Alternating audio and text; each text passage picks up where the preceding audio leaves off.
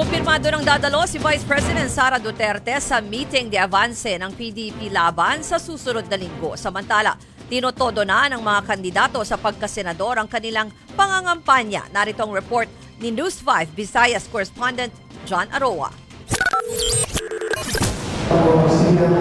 Magkakasamang bumisita sa Valenzuela City sina re-election Senators Ronald De La Rosa, Bongo at Willie Revillame.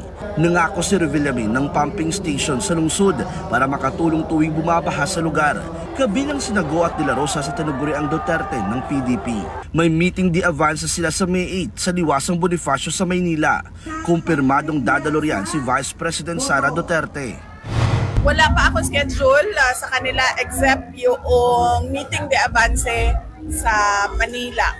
Dahil noong nag-decide ako na mangampanya para sa mga senators ni President Duterte, noong dinala siya sa The Hague, tapos na yung schedule na ginawa ng PDP. Hindi na siya pwede baguhin dahil nakahanda na lahat ng mga tao.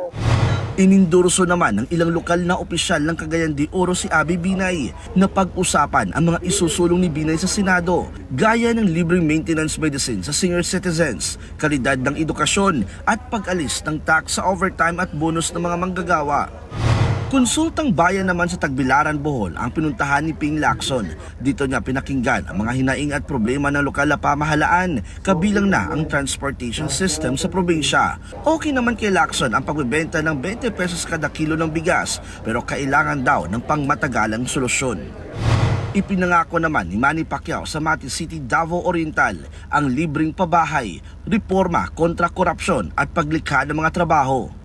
17 alkalde naman sa Laguna ang nag-endorso kay Kiko Pangilinan. Titiyakin daw ni Pangilinan na lalong palalakasin ang agrikultura sa probinsya. Dumalo naman sa isang grand rally sa Olongapo City si Gringo Hunasan. Dito rin niya muling binuhay ang ikinasang signature campaign para pabalikin ng bansa si dating Pangulong Rodrigo Duterte.